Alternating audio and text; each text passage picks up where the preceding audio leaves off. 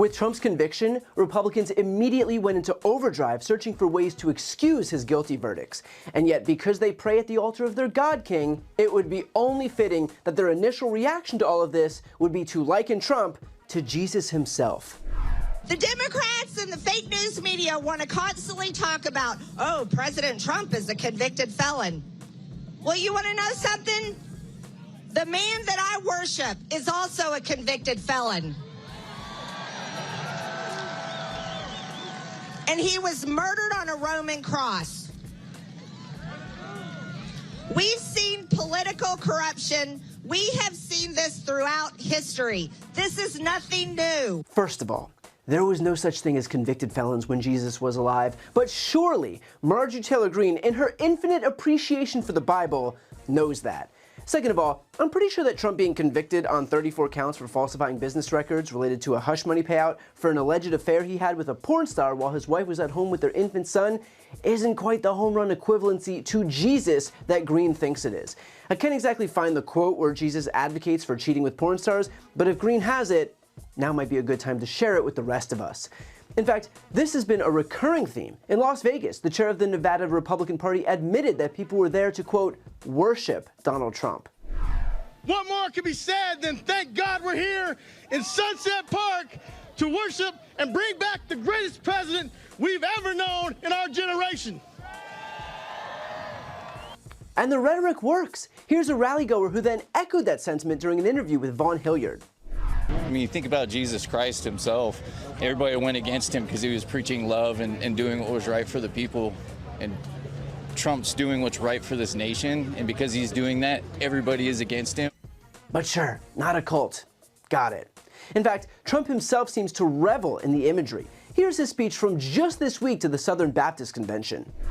I want to thank each and every one of you for your tremendous devotion to God and to country and your tremendous support of me, and I hope I've earned it because we've done things that nobody thought were possible to have gotten done.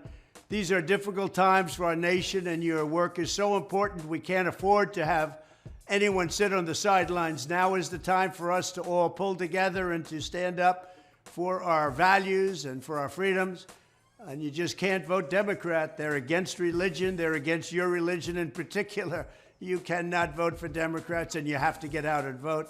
We have to defend religious liberty, free speech, innocent life, and the heritage and tradition that built America into the greatest nation in the history of the world. But now we are, as you know, a declining nation. And I might add, we are a seriously declining nation. Seriously, and so sad.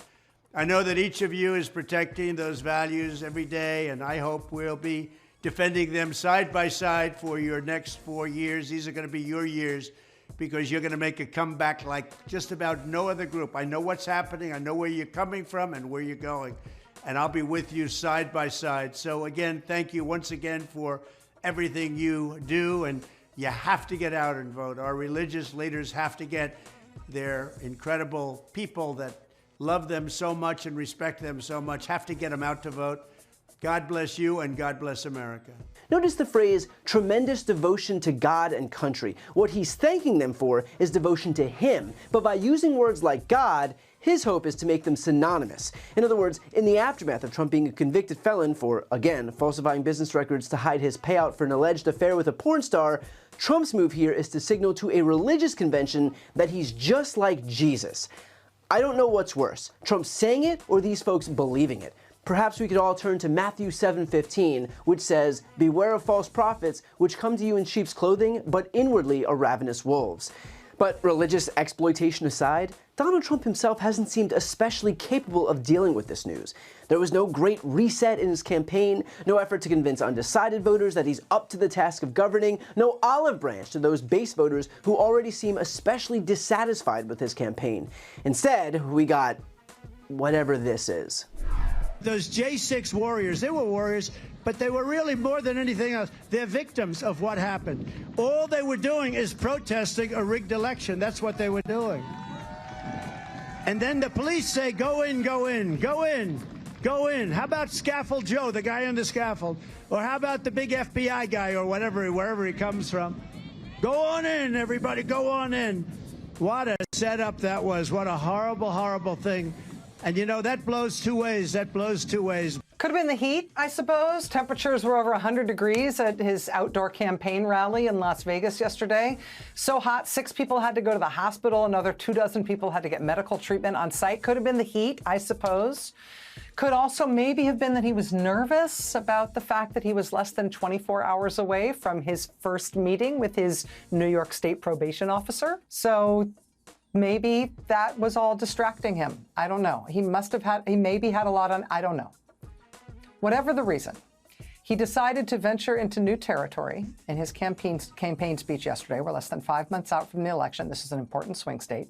And he decided that what the landlocked citizens of Las Vegas needed to hear about from him in order to be persuaded to vote for him was his fear of boats, heavy boats, boats with batteries near sharks. You know, Nevada sharks. I know you have heard that this happened. I know you might have seen a headline about it or something, or like scrolled past it on a social media feed. Have you actually watched it? Like uncut, straight through, just watched it unfold? It is very much worth watching. It's astonishing. My favorite part is the people you can see at the rally behind him who are really trying to follow along, but who clearly have no earthly idea what Uncle Ramblestanders is on about. Just watch this.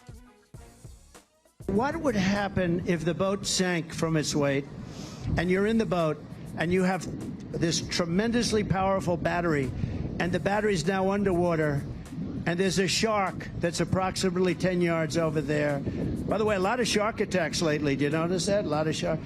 I watched some guys justifying it today.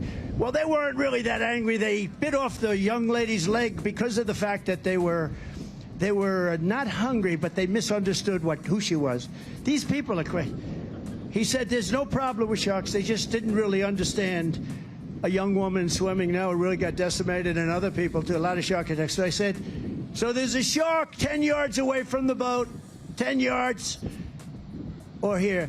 Do I get electrocuted if the boat is sinking, water goes over the battery, the boat is sinking? Do I stay on top of the boat and get electrocuted?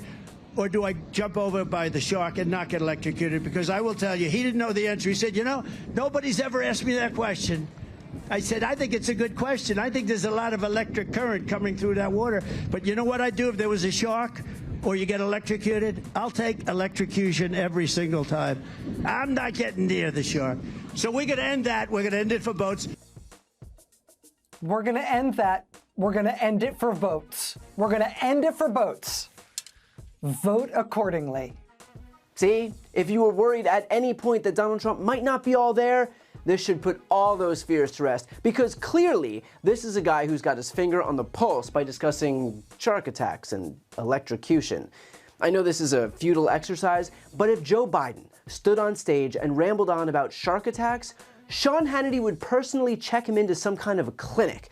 But somehow, when Donald Trump does it, totally fine. Convenient, huh? Although I will give Donald Trump credit for one thing, because he did experience a moment of rare honesty. Do you feel the breeze? Because I don't want anybody going on me. We need every voter. I don't care about you. I just want your vote. I don't care. Give the guy credit. We actually got a rare kernel of truth. In fact, I spoke about this exact moment on 11th Hour with Stephanie Ruhle. Brian, did the rally attendees hear this? I mean, what?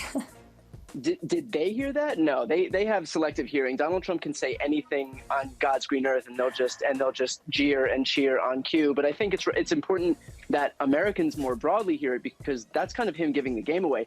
He doesn't care about anybody out here. I mean, Donald Trump's only goal, first, second, and third priority, is just to keep himself out of prison, to try to make these prosecutions against him go away.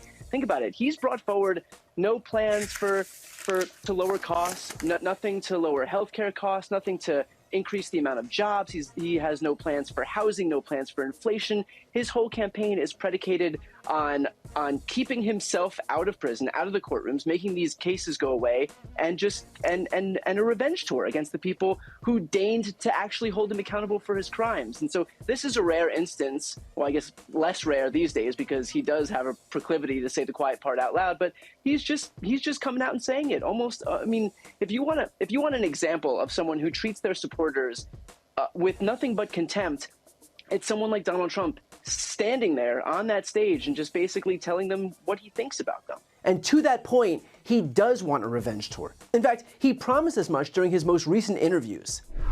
Based on what they've done, I would have every right to go after them. It's a terrible, terrible path that they're leading us to, and it's very possible that it's going to happen to them. Revenge does take time, I will say that. It does. And sometimes revenge can be justified. Trump has been so open about his desire for revenge that even some Senate Republicans have shied away. Senator Mike Rounds, who even called Alvin Bragg's prosecution against Trump an unjust prosecution, then went on to say, "This is not the direction we want this country to go. I think it's time for adults to take over with regard to the Senate, and it's time for adults to take over in regard to how we treat the judicial climate in this country. I don't want to see a tit for tat on prosecution. I think that's the wrong direction. I think that's the wrong path for us to go down."